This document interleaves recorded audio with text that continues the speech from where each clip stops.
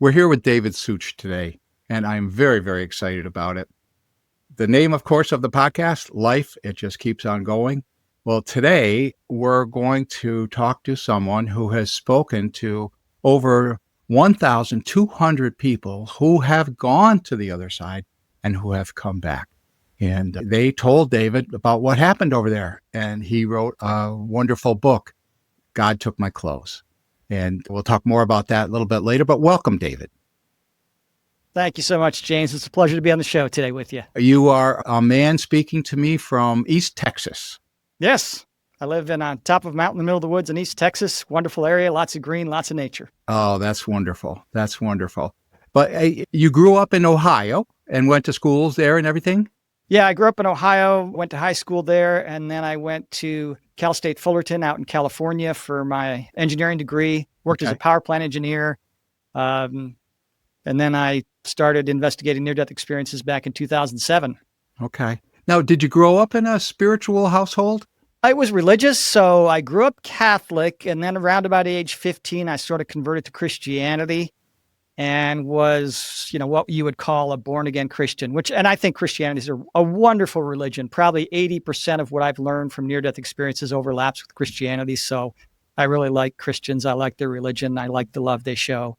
But yeah, it was a religious household, and it was difficult studying near-death experiences because it was like getting the rug pulled out from under me because I learned things that didn't jive with the religion. So it was a tough journey. And just so that we get the record straight on this, things that we're going to talk about that do not go along with the strict Catholic teaching or other religious teachings, it's not, the things we're going to say are not against those religions. That's not the issue. The issue is what really happens when people die. And this is a kind of not a maybe, this is a fact. These are 1,200 people saying, not exactly the same thing, but talking about these things. So pretty likely that this is the truth. As I recall from looking at your materials and looking at some interviews, you got started because you looked at a YouTube interview with someone who had a near-death experience. Could you tell about that a little bit? Yeah, so what happened is in 1999, and this is kind of hard to talk about, but I came down with chronic tendonitis throughout my body. And it started in my hands and went to my feet and jaw. And by 2016, I was in a mobility scooter. Oh my gosh. Because I couldn't be on my feet for more than 10, 20 minutes without a week of pain.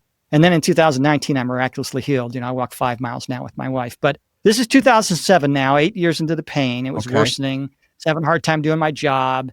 And I was at home. And as a Christian, I was taught, ask and you will receive. And I thought, well, I've been prayed for by a dozen churches and several hundred people by that time. I tried every medical thing I could, and it was just getting worse. And I thought, God doesn't care about me. I'm the bad son. I'm the disobedient Christian that he wants nothing to do with. Like, oh, I'm embarrassed to you. I'm not doing you any favors. And so that was a painful conclusion. I thought, well, either he doesn't exist or more likely I'm the bad son. And it was during that time, YouTube was only 2 years old, I think. And let me just stop. Let me stop right there. Those are both really tough things to be thinking about.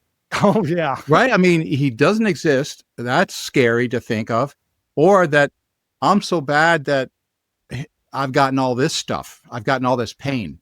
That's a pretty tough thing you're just a human being, right? You're just going through your life. And I got to think that was a really tough thing to bear, really.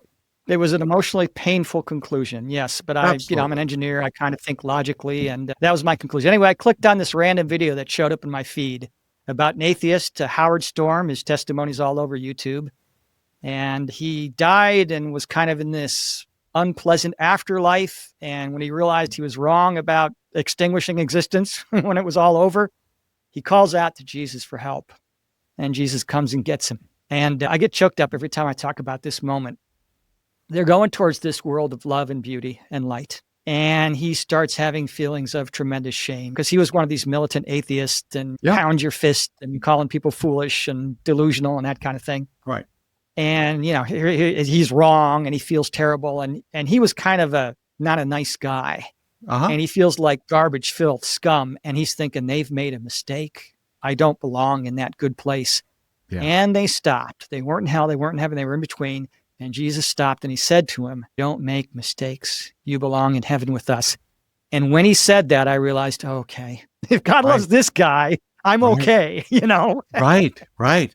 Right. What a tremendous load off your shoulders and your mind. Oh, it was. I cried tears of joy. And of course, I should have known because as a Christian, I read the Bible. Right to the right of Jesus on the cross was a thief his whole life, and he didn't even ask for forgiveness. He just kind of hinted, "Oh, remember me when you're your Father's kingdom." And what did Jesus say to him?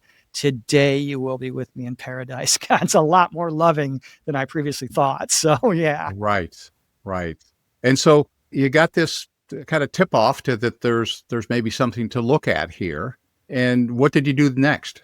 Well, I wrote to Howard Storm and he responded. I Oh, read his book and then I started investigating near death experiences. And back then, YouTube was small. And so you'd be lucky to find one or two a month. And now, okay. there's like more channels than I can keep track of, which is awesome. Right. And then I thought, I read some books. I've read, I don't know, 40, 50 books on NDEs now, but Oh, most wow. of them were either individual testimonies Yes. or they were very sort of high-end, esoteric, very difficult to understand. I thought somebody needs a spirituality 101 book. So I decided to write the book. And when that happened, wow, it really started flooding. I mean, I was at a used car dealer looking for a car and the guy was like missing an arm. I didn't ask him about it. I wasn't going to be rude. And he says, "Oh yeah, I lost this in a water skiing accident. I fell and the boat behind me hit me, severed my arm. I arrived DOA at the hospital." I said to the guy, "Well, did you see a light? Did you see your body from above, tunnel, feel this love?" And he's, "That happened to you too?" So we stopped and he Oh, told me a story. And then my own aunt, she had died giving birth to my cousin. And I didn't know. She told me her right. near-death experience. And people don't want to talk about it, especially like No, back in the day. I mean, in the 100 years ago, if you talked about your NDE, they'd put you in a mental institution. they would. They absolutely would. Yeah. So now there's podcasts where people talk about it. Oh, And yeah. They're dedicated to it, like dozens. yeah, it's wonderful. And that we're learning about these things. And Yeah. how did you start recording them? I mean, you started interviewing different people. Were you doing that with the intention of writing a book? Yes, I interviewed people, some face to face, some over the phone, some sent me audio, written testimonies. Okay. So they weren't all face to face. Right. And I never recorded a single one. Okay. I wanted to give my full attention to these people, and I Right. did. And I really wanted to pay attention to what they were saying. So I never actually recorded a single one.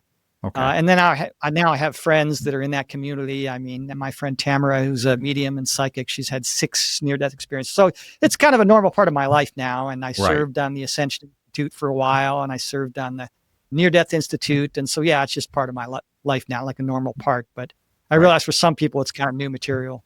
Right. And that's what we're going to do today is we're going to go through it for those of us that maybe don't know much about it or haven't ever spoken to someone about it or haven't seen a YouTube video.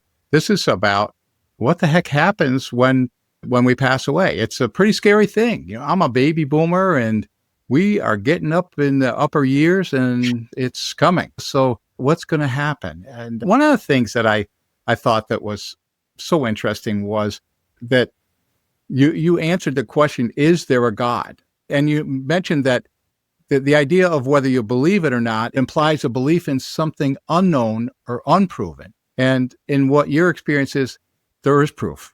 Yeah, I mean, I really have a lot of respect for Christians and other religious people because they have to just go on faith and believe. Right. I have looked into people's eyes as they talk about the beauty of heaven, saying the feelings were indescribable. I mean, people stand before the light of God and they don't have to be told it's God. It's like Right. the universe reverberates his name. And then I thought, well, how do we know it's real? Maybe these people are hallucinating or it's a trick of the dying brain. And it's like, well, no. 4 of the 1,200 testimonies were people who were blind since birth. They could describe colors of the doctors and nurses. People were shown future events, and they say you feel more real and more alive than you've ever felt in your life. Just the height of existence filled up with life. So when you're dreaming, having a dream, you think it's real. And it's only when you wake up that you realize, oh, this is a much higher level of consciousness. Well, imagine taking one more huge step up in consciousness. So the people who've had near-death experiences, they laugh and go, no, it's not a dream. It's not a drug trip. It's not a hallucination. It's more real than anything on this earth. This earth is like the papier-mâché world that feels kind of dreamlike compared to the realness of heaven. They report more intense emotions, a clarity of thought. They can see 360 degrees, no blind spot back here, colors that don't exist here on Earth. Right. We have 3 primary colors. They have over 80 primary colors in heaven. So yeah, Yes. just amazing So stuff. the things that they report, it's so engaging and so genuine that it just comes through. And I've said that in other podcasts where somebody's talking about being abducted by an alien. And I'm like, well, you listen to the guy. I listen to him. I believe him. You listen to what he says and how he says it. And he's an old Italian prison guard from New York City, and he's got abducted by aliens, and you listen to his voice, and it's clear when people talk that they really did have that. And I want to, Yes. one of the people that I talked to that had a near-death experience commented that she felt that this human body is very heavy. And when she got to the other side, that it was much lighter. Could you talk about that just a little bit? Yeah, a lot of people complain about when they get back from their NDs, they complain about gravity and all that. So they say it's very restrictive, these bodies. It's like taking off an old, heavy winter coat. And there's no gravity there. You don't have that feeling of gravity. And so people feel very light and they don't want to come back. Pam Reynolds, who had a brain aneurysm, she was dead for an hour. They have to drain most of your blood. They cool your body down and they operate on you.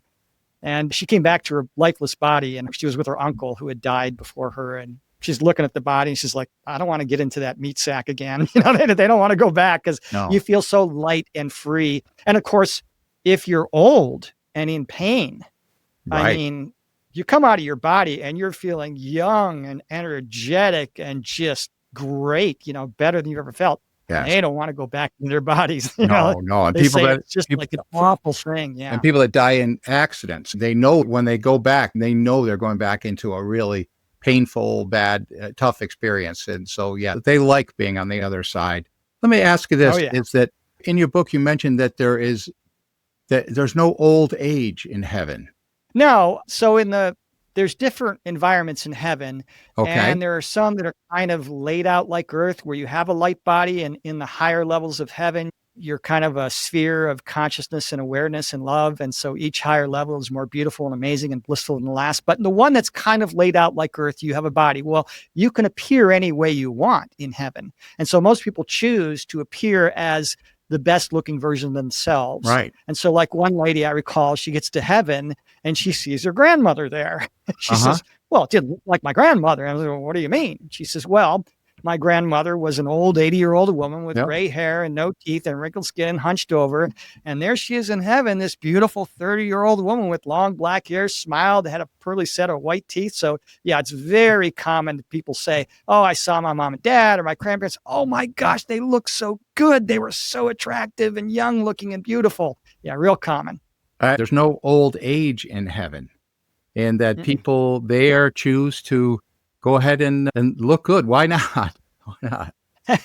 Yeah. So I have heard some people say they met an elder. And so some of these spirits kind of look old, but that is a choice for the purposes of projecting an image to convey who they are and their experience, that kind of thing. So you can see some that look older, but again, that's a choice. You can look any way you want. And of course, I even heard one testimony where it was a little 7-year-old girl died of a high fever, I think back in the 50s or the 60s, I can't recall. Okay. And she was with this angelic being in heaven and appeared as a woman. And she says, oh, you can appear any way you want. And she disappeared and came back as a man. And the first near-death experience I ever heard, Howard Storm, he was with these 7, 8 angels and Jesus, and they were in their angelic forms, so beautiful beings of radiant light and color. Right. And they said, well, if you're comfortable with this appearance, we can appear any way you want. So that's kind of how it works. You can manifest and change things with your mind. Yeah. Wow. That is so neat. Many times when people talk about when people have died, that they're going into a tunnel. And I know not everybody goes into a tunnel, but there are some people that do go into tunnel. Could you talk a little bit about that? Yeah, so the most common near-death experience is a person comes out of their body at the scene of an accident or a surgery gone wrong or something like that. They see themselves from above, and then there's this tunnel. Some people describe it as a space or a darkness.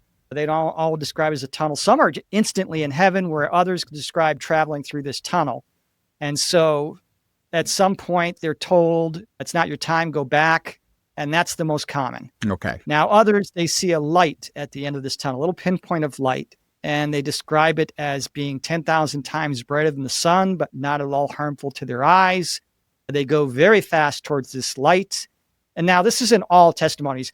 Every near-death experience is different because heaven gives the individual an experience they either need Okay. or one that makes them feel comfortable. Okay. But they go towards this light. They get into this light. They're enveloped by it. They don't have to be told it's God. The universe reverberates his name. Like, this is obvious. This is the creator. Right. And probably the most shocking thing when you're in this light is you remember and you say, oh, yes, that's me.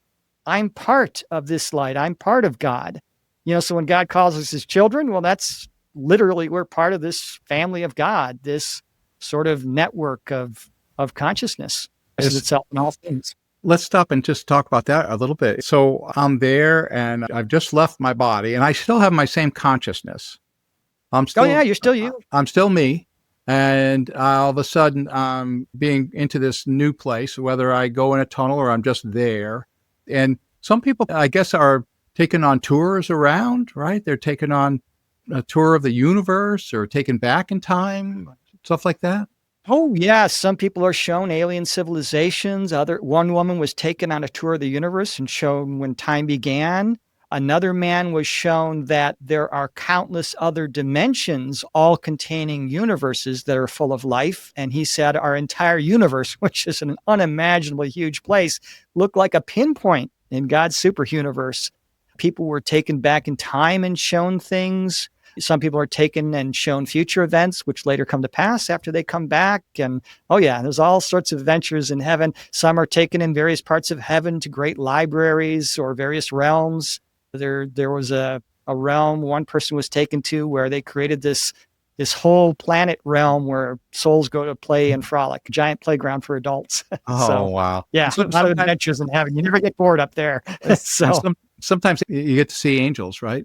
When you're in that. Oh, yeah. Lots of people see angels. So there are angelic beings that don't incarnate. There are others like us, souls that incarnate into physical bodies. Okay. Yeah. Okay. But it's kind of very interesting the way they view us. So apparently consciousness learns through contrast. So no pain, no gain, no challenges, no growth. Okay. And so souls who decide to come down and incarnate into physical bodies are a critical part of the engine of growth of creation. And it's unpleasant to leave the heavenly home and come down here. Right. Earth is the hardest planet in this galaxy in which to have a life. It's one of 3 hardest in the universe. So you're an advanced soul if you're here on Earth. You're like the Mount Everest of physical incarnations. You're like the daredevil soul. And so they see us as brave. And there's a lot of honor for the souls that do this because it's very tough, but we do it because we love our family. Near-death experiences have been told or shown that without souls incarnating into physical existences, the bubble of love of heaven could not continue to exist and grow. So we're doing a really important job for creation, even though it's unpleasant down here compared to heaven.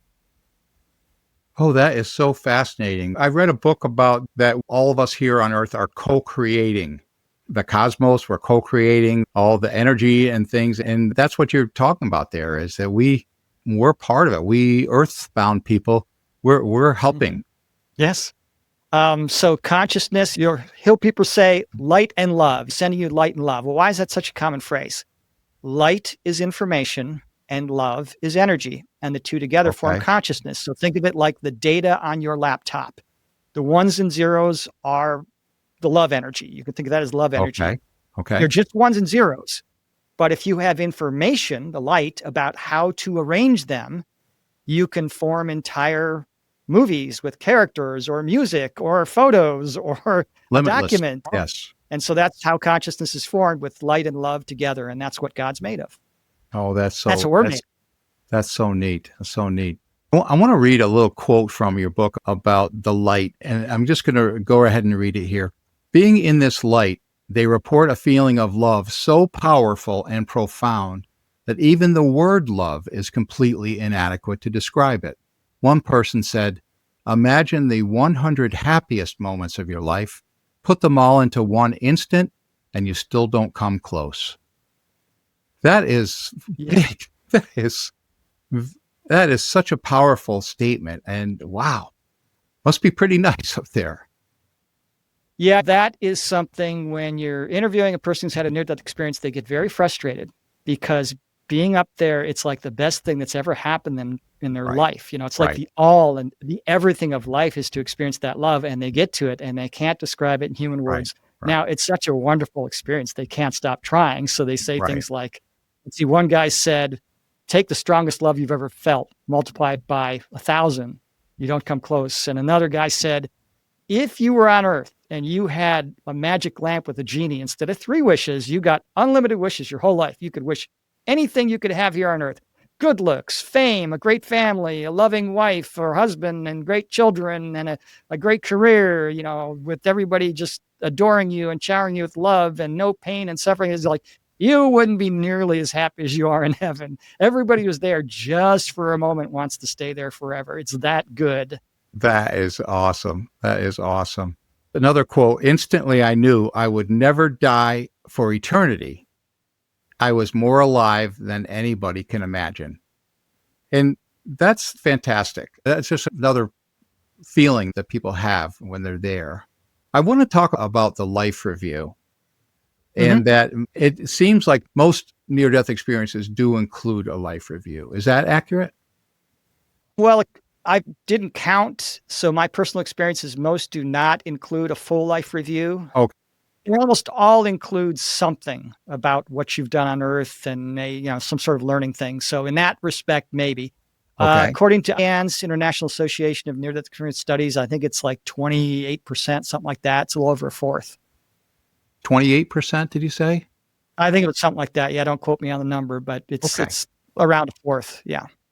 Oh, okay. Okay. And I know that the people that I talked to, there was some discussion with a council of some sort as to whether they were going to go back or not. And Yeah, so some people are told it's not your time, and others are told, well, you finished your work, you can stay, but if you go back, these will be the benefits to humanity. And of course, if I heard their testimony, they decided to come back. for those quarter or approximately there of people who do have a life review, it's my understanding that there's no fire and damnation involved. No judgment. No, Yeah, no so judgment. no. Okay. Talk So they about they that. take you through your life from beginning to end. Now, some people just visit highlights, and other people remember and go through everything they said, thought, did, and felt in their entire life, every single thing. Now, there's no time in heaven, which is something I don't quite get from my earthly perspective, but Okay. they say it happens very fast. It's not like living another 80 years again or whatever. It's some people call it a panoramic life review. And the life review is very interesting because in this world, you always experience life from the perspective of one person. You see through your own eyes and hear through your own ears, and you're just one person. Well, when you go through your life review, it's not like watching something on a TV screen. You literally become every person you've ever interacted with, Oh as my if you're goodness. that person. Oh my goodness. So, one guy got in a fight. He was a bully and he beat this other guy up. And there he is in his life review, beating him up. And at the same time, he is the other guy, feels his nose break, feels his teeth break, the embarrassment afterwards of being beaten up in a fight, the fear this guy felt about going out in public for a while. Or the opposite, one woman gave this homeless guy walking down the street in the city. She's going through a part of her life review where this homeless guy's like, oh, you got something to eat, got some money. And she's just like, here, take the sandwich, half eat the sandwich. Thinks nothing of it. There she is in her life review, and the guy hadn't eaten in 2 days and was just almost in tears that he's finally got some food in his belly, And so the life review teaches us that how important it is the way we treat others. When we are cruel and selfish and manipulative, it's kind of saddening to those in heaven. And when we are kind and compassionate, considerate of others, and we show love, it makes all of heaven joyful. As a matter of fact, love is so important. And that's the main theme of near-death experiences. Okay. It's all about love. They don't care about career, sexuality, religion, accomplishments, goals in life. They don't care about any of that. All they care about is, did you love yourself? Did you love your fellow human being? Did you love animals? Did you love nature? And I'll give you one little example of how important even the tiniest act of love is to those in heaven. Thank you. This one Go. guy's going through his life review, and he's got this bottle of water that's half done. He's out and about in the city, and he doesn't want it anymore. So he's walking towards his trash can, throw it away. Mhm. And he sees this little plant And, they're in this cement and, struggling to survive. And it's a hot day. And he thinks, oh, the poor little plant's probably thirsty. I'll dump my water on that and then throw the bottle away. Now, he had thousands of angelic beings and people watching his life review. And when he dumped the water on the plant, they erupted in a cheer, a deafening cheer, like we would if our favorite sports team wins the championship. And that's how important love is. And they make it real clear. Some people say, go back and change the world. And these people will go, I'm just an accountant, or I'm just a barista at Starbucks. I can't change the world. What can I do? And they said, no, you don't have to write a book or be a philanthropist or start a nonprofit organization or give talks. That's not how the world's going to change. You go around, you be the best version of yourself you can be. And as you interact with people in your daily life, you be the most loving, kind, compassionate person you can be. You don't have to let other people manipulate or abuse you. You can always defend yourself, but, do your best to be kind and loving. And that puts them in a better mood. That raises their vibration. And when they go out, they're nicer and it spreads out. So they're very clear in heaven. The world's not going to be changed by electing a set of benevolent politicians. It's not going to be changed by locking up all the bad guys behind bars or trying to legislate utopia with all these laws. It's going to be changed by one act of kindness and compassion at a time, and it starts with each individual. You touched on the ripple effect and how someone who was treated well may very then treat someone else well. And it just keeps on moving through. And that all can stem from just a simple compliment or a simple smile or a kind word to people. And it's easy to do. And doesn't take much. I have some friends that are very active in talking about the law of attraction and about how sending out that positive vibes and the positive energy to other people when you can is that when you meet someone, you say, oh, what I like about you is that I like the way you have your hair, or the way you have such a nice shirt on, or it doesn't have to be big stuff. But when you do that, people just light up. It just, their otherwise glum face is like, oh my goodness, someone said something nice to me. And yes, it's much needed in this world. So yeah. And I'm hoping that the people that listen to this can remember that what we do is going to come back to us, not in like a karmic way, like we're going to be rich and famous in the next life. But when we go through our life review, we're going to see it.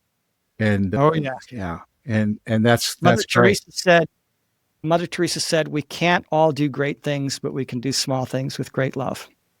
Oh, that's a great, could you say that again, please?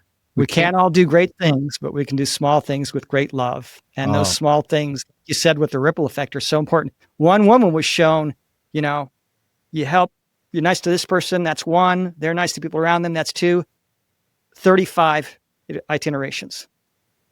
And of course, we're all connected energetically. Right. And so those in heaven are shown that when they're in their near-death experiences, they're shown that one act of kindness, no matter how small, like you were saying, just smiling to somebody walking by in the street or holding the door open or helping somebody with a package to lift it up or something like that, millions receive the vibration.